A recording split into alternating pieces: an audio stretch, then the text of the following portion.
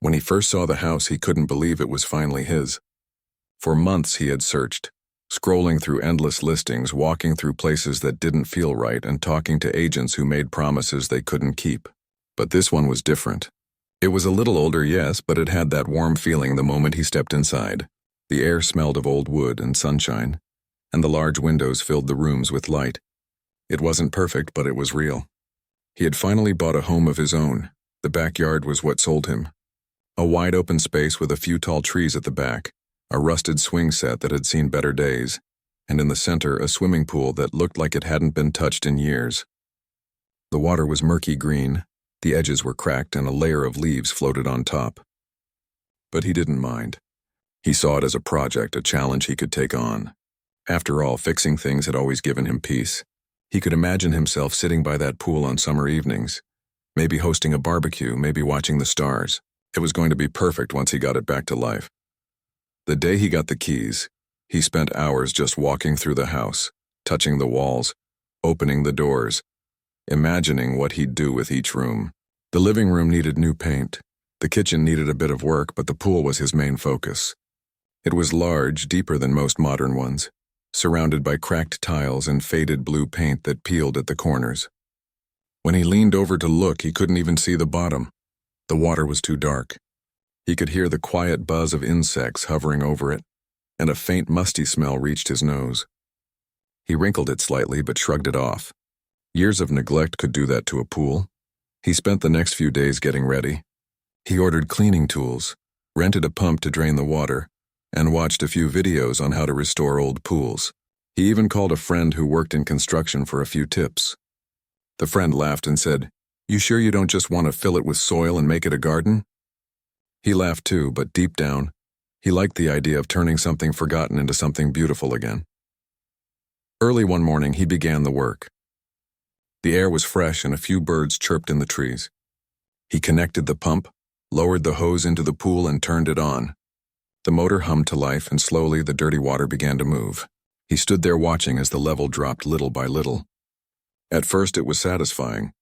Every hour he could see more of the walls, more of the tiles that had been hidden for years. Some were broken, others were still intact. He thought about the people who must have swum there long ago, the laughter and splashing that once filled this space. By noon the sun was high, and the smell of wet algae filled the air. He had brought lunch outside, sitting on a lawn chair beside the pool, eating a sandwich and looking at the slowly draining water. The sound of the pump was steady, almost calming. But every now and then, the wind would blow a stronger whiff of something unpleasant. He frowned but told himself it was just old water, mixed with leaves and mud. It would go away once everything was clean. When the water reached halfway, he climbed down the pool steps to start scrubbing some of the exposed areas. The tiles were slippery, and a thin layer of brownish-green slime clung to them. He scraped and brushed, losing track of time. The more he worked, the more invested he became.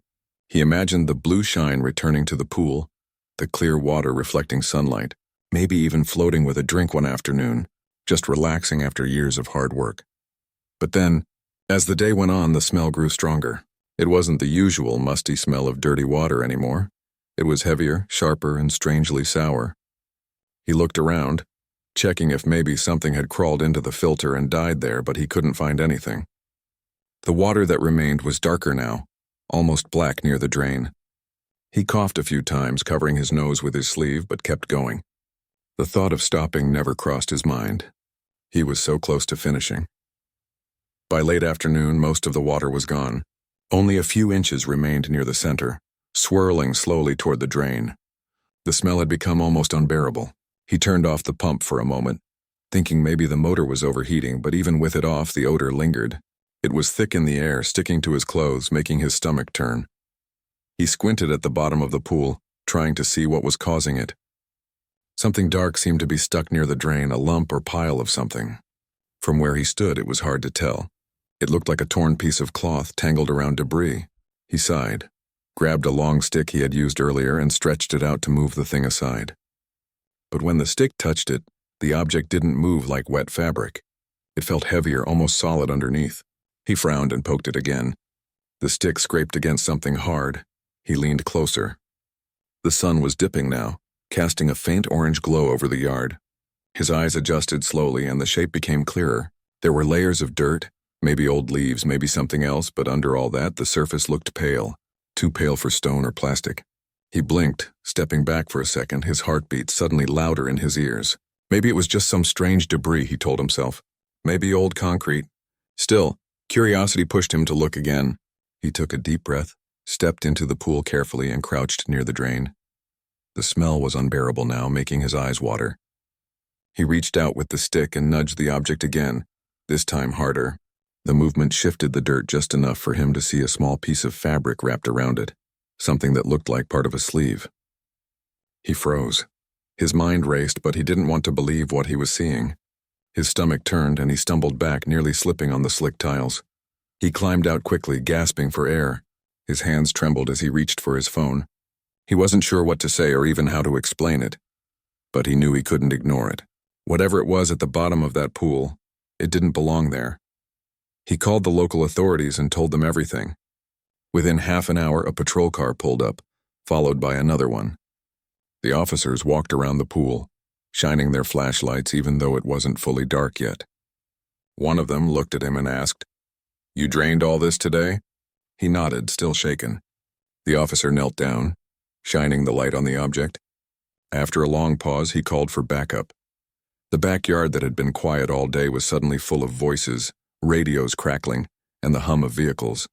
He stood off to the side, not knowing where to look. The officers started setting up yellow tape around the area. One of them gently told him to stay back and asked him to recount everything from the beginning. When he bought the house, when he started the pump, what he had seen. His voice trembled as he spoke, his words breaking a few times. As the last bit of light faded from the sky, more officials arrived, people with gloves, tools, and cameras. They worked carefully, moving debris, draining the last of the dirty water, and shining bright lamps into the pool. He didn't want to look but couldn't stop himself. The air was heavy, filled with whispers and the soft clicking of cameras. One of the investigators came over and asked if he knew anything about the previous owners. He shook his head. He'd only bought the place a few weeks ago. The paperwork had mentioned that it had been empty for a few years, but nothing unusual. The investigator nodded, jotting down notes, then excused himself. He sat on the back steps, staring at the ground. The pool that he had seen as a dream project now felt like a nightmare. He thought about how easily he could have just filled it in, how he might never have known what was hidden beneath the water all those years. A strange chill ran down his spine. By the time the police left that night, the backyard was quiet again. The pool was empty now, lit only by the faint moonlight reflecting off the wet tiles. He couldn't sleep that night. Every time he closed his eyes, he saw the dark shape at the bottom of the pool, the pale surface, the officer's grim expression. The next morning, he woke up early, though he hadn't slept much at all. He made coffee and stood by the window, staring at the backyard. The yellow tape fluttered gently in the breeze. It all felt unreal, like it wasn't even his house anymore. The police had told him they'd return for more investigation.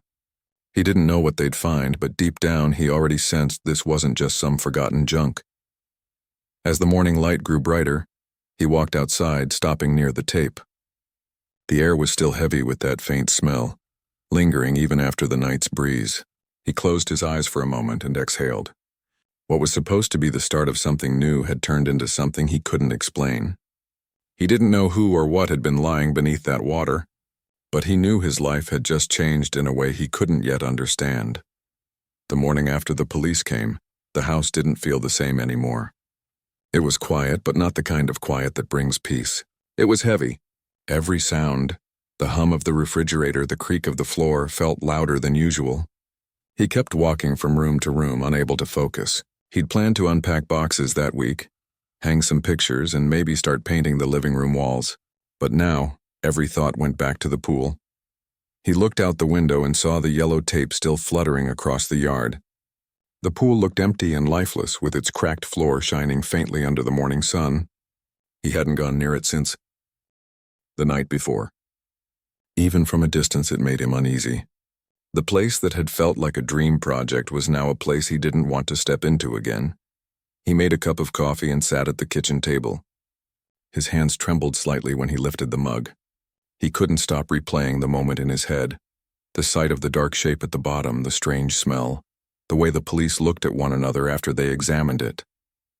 He wished he could unsee it, but deep down he also felt something else, a need to know the truth.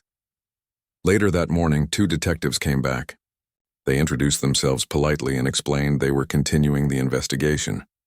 One of them asked if he could walk them through everything again. He nodded, though his stomach twisted just thinking about it. They followed him out back where the yellow tape still marked the boundary. The sun was bright and the faint sound of traffic from a nearby road filled the silence. He pointed toward the pool, describing what he'd done step by step. The detectives took notes carefully, occasionally glancing at one another. One of them asked if he had noticed anything unusual when he first bought the house. He thought for a moment and said no, just that it had been empty for a long time, maybe a few years. The real estate agent had told him the last owner sold it quickly and moved out of state. No one mentioned anything strange. The detectives thanked him and said they might have more questions later. As they turned to leave, one of them said quietly, "You did the right thing calling us. Not everyone would have." He nodded but didn't say anything. It didn't feel like he'd done something good. It felt like he had just opened a door he couldn't close again. That afternoon, reporters showed up at the end of the street. Somehow the story had spread. He saw them talking to neighbors, holding microphones, cameras pointed at the house. A few people slowed their cars as they passed, trying to catch a glimpse. He stayed inside, drawing the curtains shut. He didn't want attention. He didn't even want to think about what was in that pool. By evening, the reporters were gone and the street was quiet again. He stepped out on the porch, hoping some fresh air would help. The wind was cool, carrying the faint smell of cut grass from a nearby yard. For a moment, it almost felt normal. Then his eyes drifted toward the backyard again, and that feeling disappeared. He couldn't help wondering who had once lived there, what kind of life they had, and what had gone so wrong that something so terrible could end up hidden beneath the water. That night, sleep didn't come easy. Every time he closed his eyes, he heard the sound of the water draining, smelled that heavy odor again, and saw the faint shape lying still at the bottom. Around 3 a.m., he got up and walked through the dark house. The moonlight through the windows made everything look cold and unfamiliar. He stood by the back door for a while, staring at the yard, before finally going back to bed. The next morning, he got a call from the detective. They told him the remains had been taken for examination and that they'd contact him once they knew more. He thanked them quietly. When he hung up, he stood there for a long time, phone still in hand, unsure what to do next. He couldn't focus on work or chores. Everything felt different now, as if the house carried a story he didn't ask to be part of. Over the next few days, the investigation continued. Police cars came and went, and the backyard became a restricted zone. He watched from inside as they worked. They used tools, took photographs, and carefully gathered evidence. He didn't know what they were finding, and he didn't ask. He just watched, feeling a strange mix of curiosity and fear. Neighbors began to stop by, pretending to check in but clearly wanting to know more. One older man from next door leaned on the fence and said quietly, "You know that house has been empty for a while. The folks who lived there before you, there were rumors something happened, but no one really knew what." The man paused, then added, "I remember a woman used to live there. Kind lady. Used to bring cookies over when we moved in. Then one day she was just gone." He felt a chill run down his spine. "Did anyone ever find out what happened?" he asked. The neighbor shook his head slowly. "Not really. Her husband said she left to stay with family, but nobody ever saw her again. He sold the house a few months later and moved away." After the man left, he sat on the porch in silence.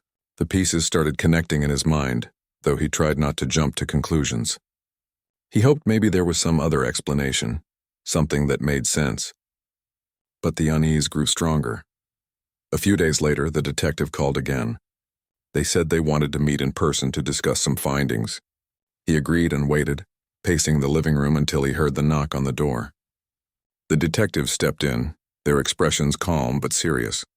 One of them thanked him again for cooperating. Then they told him the remains belonged to a woman. He didn't know what to say. His throat felt dry, and for a moment he couldn't breathe. The detective continued, explaining that based on early results, the remains had been there for many years, maybe more than a decade. The pool might have been filled soon after, covering everything beneath the water and hiding the truth for years. He sat down slowly, his mind spinning. The detective assured him that he wasn't under suspicion, and that the case would now focus on identifying the woman and tracing the history of the house. They asked for permission to search the property again, to which he quickly agreed. He wanted them to find answers. He needed to know what kind of story he had stepped into. That night he walked through the house again, this time seeing everything differently. The walls, the floors, the rooms, all of it felt like it had memories he didn't know about. Maybe laughter once filled these halls, maybe arguments too. He stood near the back window, staring out at the pool under the moonlight. It looked peaceful now, but he knew what it had hidden. As days passed, he tried to return to normal routines. He fixed a few lights, unpacked some boxes, and even started painting one of the walls. But every small sound, every shadow reminded him of that day. He began to feel connected to the unknown woman, though he had never met her. There was a strange sadness in knowing that her story had been buried for so long, and he had been the one to bring it to light. One afternoon, while cleaning the garage, he found a small box wedged behind some shelves. It looked old, covered in dust with faded writing on the top. Curious, he opened it. Inside were a few photographs, some letters, and what seemed like a set of old keys. The photos showed a family, 2 adults and a little boy smiling beside the pool when it was new and shining blue. He turned one photo over and saw a date written on the back more than 15 years ago. He stared at the smiling faces for a long time. The woman in the photo looked warm and happy, holding a small tray of drinks while the man had his arm around her shoulder. It was strange to think that this same place, once filled with laughter, had turned into a secret buried beneath water. He brought the box to the detectives the next day.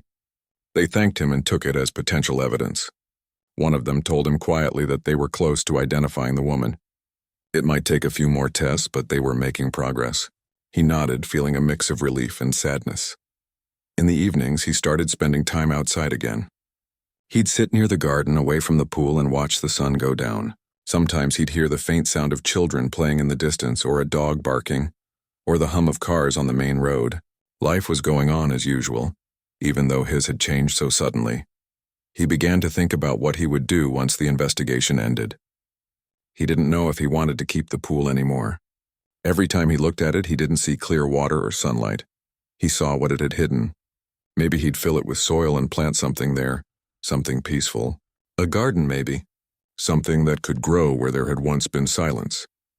One night, while sitting on the porch, he looked up at the stars and thought about how strange life could be. He had come here looking for a new beginning, but instead, he had uncovered someone else's ending. Yet in some way it felt right that the truth had finally come out. The house, the pool, the woman. None of them deserved to stay forgotten. He didn't know what the detectives would find next or how the story would end. But he knew one thing for sure. He would never look at that pool the same way again. Days passed, but the house still felt heavy, as if it was holding its breath. Every morning he'd wake up hoping for a call from the detectives, some kind of answer that would close the circle. But the silence stretched longer each day. He tried to keep himself busy, cleaning rooms, fixing things, even mowing the lawn. But his mind kept drifting back to the same thought. Who was the woman in that pool, and why had she been hidden for so long? Sometimes at night he would sit by the window and look out at the backyard. The pool was still roped off with yellow tape, though the police hadn't been there for days. The air felt quieter now, but not peaceful. It was the kind of silence that carried weight, the kind that made you think too much. One afternoon he received a call. It was the detective again. The tone of her voice was different this time, gentle but serious. She asked if she could stop by to share some updates. His stomach tightened, but he agreed. He spent the next hour pacing the living room, wondering what she was going to say. When she arrived, she didn't waste time with small talk. She sat down, opened her folder, and told him they had finally confirmed the identity of the woman. Her name matched the one mentioned by his neighbor, the woman who had once lived in that house many years ago. She had been reported missing more than a decade ago, and her case had gone cold soon after. The detective explained that her husband had told everyone she had left suddenly to visit family in another state. There was no sign of struggle in the house back then, no clear evidence of what had happened. He listened in silence, hands clasped tightly together. It was hard to believe that all this had been buried just a few feet from where he stood now. The detective went on to say that the husband had sold the house not long after the woman disappeared, moved away, and eventually passed away himself a few years later. It meant the case might never have a final answer, but at least they now knew who she was. When the detective left, he sat on the couch for a long time, staring at the floor. The news felt heavy, like a stone pressing against his chest. He thought about the photo he had found in the garage, the woman smiling beside the pool, unaware of what the future held. He wished he could go back and tell her that one day someone would find her, that she wouldn't be forgotten. The next morning, he went outside to clear his head. The grass sparkled with dew and the air was cool. He walked to the edge of the pool and stood there quietly. The yellow tape fluttered lightly in the wind, and for a moment everything was still. He didn't know why, but he felt a strange sense of responsibility, like the house had chosen him to uncover its secret. Over the next few days, the neighborhood seemed to come alive with stories. People stopped him on the street, asked polite questions, or simply whispered when he passed by. Some said they remembered the woman. Others said they had always felt something strange about that house. He didn't like the attention, but he understood. News like that didn't happen every day. To escape the whispers, he spent more time inside fixing small things. He repainted the hallway, replaced old bulbs, and slowly started unpacking boxes he had ignored before. Each task gave him a brief break from the thoughts that kept circling his mind. Yet no matter how much he worked, the silence always crept back in. One evening, while cleaning a small storage room near the back of the house, he found something odd. The floorboards near the wall seemed uneven, slightly raised compared to the rest. He crouched down and pressed on one corner, and it gave a little. After some effort, he managed to lift the board slightly. Underneath was a small compartment, empty except for a folded piece of paper and an old locket. His heart thudded. The paper was yellow with age, its edges torn, and the handwriting was faint but still readable. It looked like a letter, short and hurried. Though parts of it were smudged, a few words stood out clearly.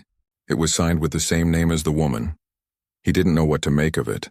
The letter wasn't long, but it spoke of fear, of wanting to leave, of something she couldn't live with anymore. It didn't name anyone, but the tone was desperate, as if it had been written in a rush and hidden quickly. He read it twice, trying to piece together what it meant, but too much was missing. He carefully folded it back and placed it on the table next to the locket.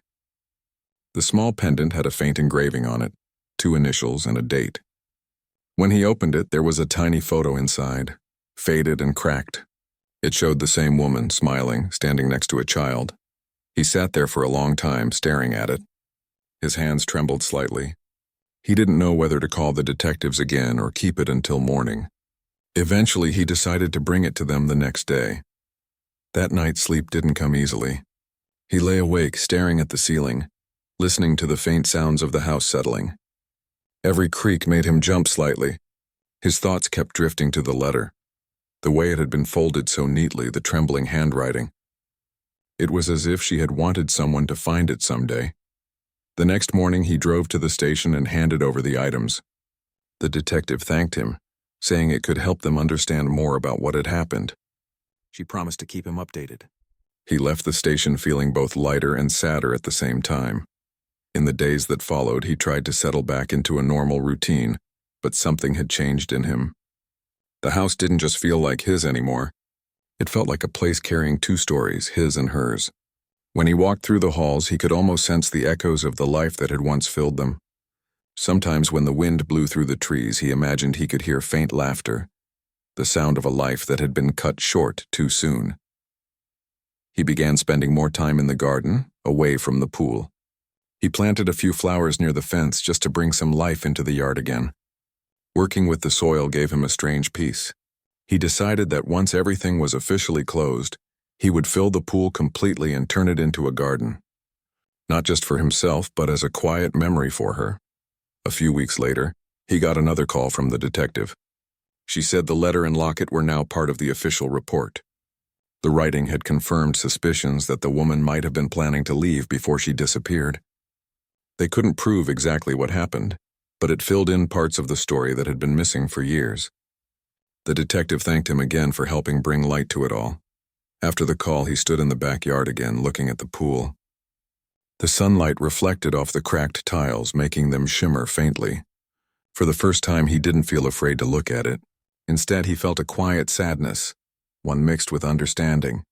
Sometimes the truth doesn't come all at once.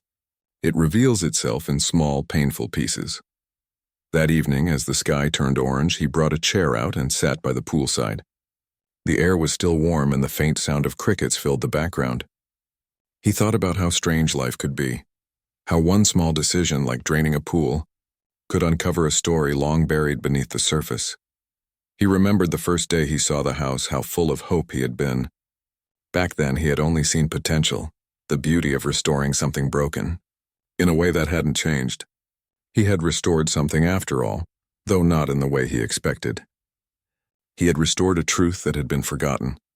As the stars began to appear, he closed his eyes for a moment and whispered softly, "You're not hidden anymore." It wasn't much, but it felt right to say. The following morning, he called a landscaping company and asked them for a quote to fill the pool and design a small garden. When the man on the phone asked if he wanted a particular style, he said, "Something simple, peaceful." Over the next few days, workers arrived and began the process. The sound of shovels and machinery filled the air. He watched quietly as the pool that once held darkness was slowly transformed. When the soil was finally leveled, he planted small flowers along the edge, white lilies, the kind that bloom quietly and don't demand attention. When everything was done, he stood there for a long time looking at the new garden. The air smelled fresh and a light breeze moved through the trees. It was peaceful in a way it hadn't been since the day he moved in. He knew he would never forget what had happened here. But he also knew that the house finally felt like it was breathing again. The silence wasn't heavy anymore, it was calm. That night, as he sat on the porch with a cup of tea, the stars twinkled softly above. For the first time since everything began, he felt a quiet sense of closure. The house had given him more than he expected. It had given him a story, one that began with curiosity and ended with truth. And even though it had all started with a simple plan to clean a pool, he knew deep down that some discoveries aren't accidents. Some are meant to be found no matter how much time has passed. The police arrived not long after the call. Within minutes, the quiet street outside his home was filled with flashing lights and the low murmur of officers talking. He stood near his porch, arms crossed tightly over his chest, still trying to make sense of what had just happened. Only hours ago, he had been draining his pool, excited about fixing it up and finally finishing the house project he'd dreamed of for years. But now everything felt heavy and strange, as if the air around him had changed. Two officers walked over and began asking questions. Their tone was calm but serious. He explained how he had bought the house a few months ago, how he'd started cleaning the pool that morning, and how he noticed the strange smell as the water went down. He told them how he'd tried to ignore it at first, thinking it was just stagnant water until something in his gut told him to look closer. He described the dark shape at the bottom of the pool and how it didn't look like normal debris. One of the officers nodded, taking notes. "You did the right thing by stopping and calling us," he said. "We'll take it from here." The man stepped back as the police began to cordon off the area with bright yellow tape. Neighbors had started to gather at their fences, whispering quietly and trying to see what was happening. He could feel their eyes on him, though none of them dared to come too close. The sound of radios crackled through the air, and forensics vehicles pulled up beside the driveway. People in white suits began carefully setting up their equipment. He felt like an outsider in his own home now. Everything seemed unfamiliar. The garden, the porch, even the sound of the trees moving in. The wind. The thought that something terrible might have happened in his backyard made his stomach twist. He didn't want to believe it, but deep down he knew what he had seen wasn't normal. As the night fell, the backyard was brightened by large standing lights brought in by the police. The once quiet neighborhood now looked like the scene of a serious investigation. He stood inside by the window, watching in silence. He saw officers talking, measuring, taking photos, and gently lifting something from the pool with care. It was all too much to take in. He didn't sleep that night. Every sound outside made him tense up. The image of the dark shape at the bottom of the pool kept flashing in his mind. He kept wondering how long had it been there? Who had lived in the house before him? Why had no one ever found it before? The next morning, he was visited by a detective. The man was polite and professional, but there was a weight in his voice that made it clear this was serious. They sat in the kitchen, where the smell of coffee barely covered the scent of chlorine still clinging to his hands. The detective asked for more details: when he bought the house, if he'd met the previous owners, and whether he'd noticed anything odd about the property before. He told him everything he could remember. How the real estate agent had mentioned the house had been empty for a few years. How the neighbors had said an older couple used to live there but moved suddenly. At the time, none of that had seemed unusual. Old houses often had complicated histories. But now every small detail felt like a clue. The detective listened carefully and took notes. Before leaving, he said quietly, "We'll need to do a full search of the property. It may take some time, but we'll keep you informed." Over the next few days, the investigation grew deeper. The police searched the entire backyard, checking under the patio, behind the shed, and even inside the old storage room near the garage. Journalists began to appear on the street, trying to get photos or short interviews. He avoided them completely, choosing instead to stay inside. The house that once felt like a dream had turned into something out of a nightmare. The following week, the detective returned. His face was serious but not unkind. He told him that what they had found in the pool appeared to be human remains, old, perhaps buried for many years. The words hit him like a wave. He didn't know how to respond. He had hoped in some small way that it might be something else, a strange old object, a misunderstanding, but deep down he had already known the truth. The detective explained that forensic teams were working on identifying the remains. It could take time, he said, because they were old and in poor condition. He also mentioned they were reviewing missing person cases from over a decade ago, particularly those connected to the area. After he left, the man sat alone at the kitchen table, staring at the floor. The ticking of the clock sounded louder than usual. He thought about how strange life could be. He had spent years saving for a home, imagining peace, safety, and a fresh start. Yet the place that was supposed to bring him happiness had been hiding a dark secret beneath its surface all along. A few days later, he decided to visit his neighbor, an older woman who had lived on the street for more than 20 years. She was kind and had waved to him several times before, though they hadn't spoken much. When he told her about what had happened, her face turned pale. She said she remembered the couple who lived there years ago, a quiet pair who mostly kept to themselves. The woman told him that one day the wife simply stopped appearing. The husband told everyone she had gone to stay with family up north, but no one ever saw her again. A few months later, he sold the house and moved away. Hearing this made his skin crawl. He asked if the police ever looked into it back then, but the neighbor said she didn't know. It had been such a long time ago and people didn't talk about it much afterward. Life had just gone on, as it always does. He thanked her for sharing what she remembered and walked back home with his mind spinning. Everything suddenly made sense: the sudden sale, the years of neglect, the sealed pool that no one bothered to fix. It wasn't just poor maintenance, it was hiding something. Days passed slowly after that. The police kept the backyard closed off while they continued their work. Every now and then, the detective would stop by to update him, but most of the time he was left waiting in silence. He didn't even want to step outside. The pool had once been a symbol of summer fun and relaxation, but now it was a reminder of something tragic. The community around him buzzed with gossip and curiosity. Some neighbors avoided eye contact, while others asked questions he didn't want to answer. He couldn't blame them. If he were in their place, he'd probably wonder too. Still, the attention made him uneasy. He just wanted things to go back to normal, though he knew they never really could. One evening, as he sat on the porch watching the sunset, the detective came by again. He looked tired, like someone who had been up for days. He told him that they were close to identifying the remains. The lab results would be back soon. When he asked if there was anything new, the detective nodded slowly and said they had found some personal items near the remains. Small things, like a bracelet and part of a ring. He didn't share too much more, but his tone suggested that the story behind those items was heartbreaking. That night, the man lay awake thinking about the woman who once lived there. He imagined her walking through the same garden, sitting on the same porch, maybe even dreaming about the same peaceful life he had wanted. It was strange to think that their stories had crossed paths in such a tragic way.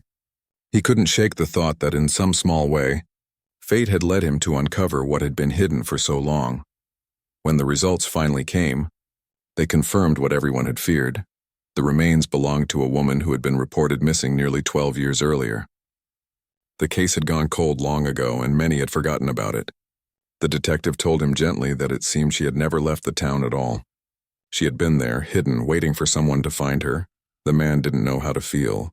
There was sadness, of course, and a sense of disbelief. But there was also relief. Relief that her story was no longer buried, that her family could finally know what had happened. He didn't want his home to be remembered for the tragedy, but he also knew the truth mattered more. In the days that followed, he thought deeply about what to do next. Selling the house crossed his mind more than once, but something in him didn't want to leave. He felt like he had a responsibility now, to bring light to a place that had been filled with darkness for so long. He wanted to restore the backyard, plant flowers, and fill the space with life again. When the police finally cleared the area and removed the tape, he stood by the pool one last time. It was empty, cracked, and silent. But instead of fear, he felt calm.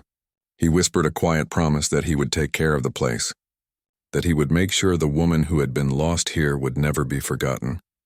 That night, as he looked out over the backyard, he noticed something he hadn't before. The stars above, reflected faintly in the water that still lingered at the bottom of the pool. It was a small thing, but it reminded him that even in the darkest places, something beautiful could still shine through. Days passed slowly after the police finished their investigation. The house that once buzzed with officers, cameras, and quiet conversations now felt silent again. He thought that once everyone left, things would start to feel normal. But they didn't. The quiet was heavier now, and every corner of the backyard carried a memory he wished he could forget. He had spent so much time dreaming about this house, how it would be his fresh start, his peaceful place after years of working hard and saving every penny. But now even the air seemed different. Sometimes at night he would sit on the edge of the porch, listening to the wind move through the trees, wondering how many people before him had stood in the same spot, unaware of what lay beneath their feet. The detective had been kind enough to keep him updated. After the lab results came in, it didn't take long for them to connect the remains to a missing person from years ago, a woman who used to live in that very house. She had disappeared suddenly, and though her husband claimed she had left to stay with family, no one had ever heard from her again. The story had faded with time, tucked away like a forgotten chapter. Until now. When the police closed the case, the detective came by one last time to thank him for calling it in. He said that because of him, a long unsolved mystery had finally been brought to light, and a family somewhere could now find peace. The man nodded, but he didn't feel like a hero. If anything, he felt sorrow for the woman whose life had ended so quietly, hidden away where no one could see. After the detective left, he stood in the backyard for a long time. The pool was still empty, a deep, hollow reminder of what had been found. He didn't want to fill it again. The idea of swimming there made him feel uneasy. Instead, he began to imagine something different, a place of peace, something beautiful that could replace the darkness that had lived there for so many years. The next day, he called a contractor and asked them to remove the pool entirely. It was a big job and it would take weeks, but he didn't care. He wanted to start fresh. As the workers broke apart the old tiles and cleared the concrete, he watched quietly, almost as if he were saying goodbye to a chapter of someone else's story. Once the ground was cleared, he decided to turn the space into a garden. Not just any garden, but something meaningful, filled with life, color, and warmth. He wanted the backyard to feel alive again, to be a place where people could smile, not whisper about what once happened. He began small, planting flowers along the edges of the yard, bright marigolds, soft lavender, and a few rose bushes that his grandmother used to love. Every morning he would wake up early, step outside with his coffee, and water the plants. There was something comforting about it. Watching new life grow from the same ground that had once held such sadness made him feel like he was healing too. The neighbors noticed the changes. One afternoon, the same older woman from across the street stopped by. She leaned against the fence, smiling softly. "It looks lovely," she said. "You've really brought this place back to life." He thanked her and told her about his plan to plant a tree in the center, something that would last for years, maybe decades, a symbol of peace. She thought it was a beautiful idea, and offered him a small ceramic angel she had kept for years. "You should place this near the tree," she said. For her, he accepted it, touched by the gesture. When the day came to plant the tree, a young oak that would someday grow tall and wide, he stood for a moment, looking at the empty spot where the pool once was. The soil looked rich and ready, almost eager to start again. As he lowered the tree into the ground and covered it with earth, he whispered quietly, "You're free now." Over time, the garden flourished. The flowers grew thick and colorful, and the oak tree began to stretch its branches upward. The space that had once been filled with mystery and fear now carried peace and warmth.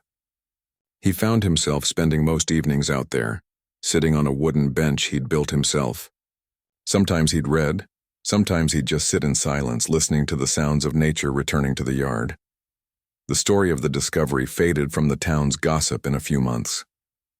People moved on, new families came to the neighborhood, and life found its rhythm again. But for him, the memory stayed, not as a burden but as a reminder.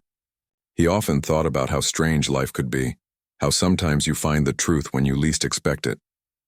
A year later, on a warm spring morning, he received a letter in the mail. It was from the missing woman's sister. She had gotten his address through the detective. In the letter, she thanked him for what he had done. She wrote about her sister, how kind she was, how much she had loved her home and garden, and how the uncertainty of her disappearance had haunted their family for years. "Because of you," the letter said, "we finally know the truth. We can let her rest." He read the letter several times, each word settling deep inside him. He folded it carefully and placed it in a small box, along with a few photos of the garden. Later that evening, he lit a candle near the tree and placed the little ceramic angel at its base. He didn't say much, but he felt a sense of calm wash over him, like the house itself was finally at peace.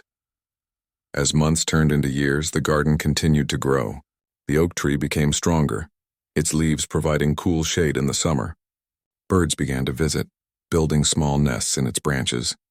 Sometimes children from the neighborhood would peek over the fence to look at the flowers, and he'd smile, offering them small cuttings to take home. He liked that the space was now filled with laughter instead of silence. He even started inviting friends over again.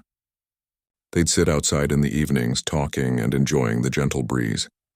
None of them mentioned the past, not out of fear but out of respect. The garden had become a place of comfort, not curiosity.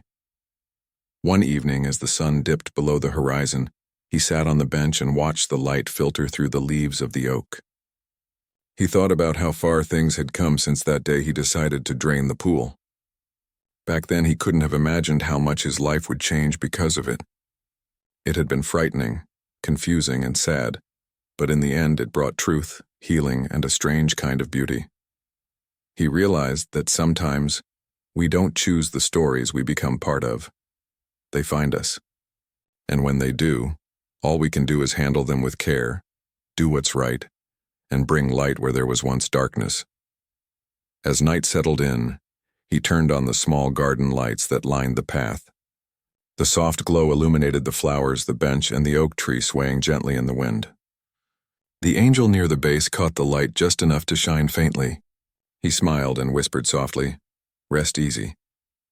The house, once filled with unease, now felt like home again. He had restored not just the property, but its spirit. Life had found its way back into the place, slowly and quietly, just as nature always does. And though he would never forget what had been discovered, he chose to remember it not as a horror, but as a story of truth, kindness, and the resilience of peace.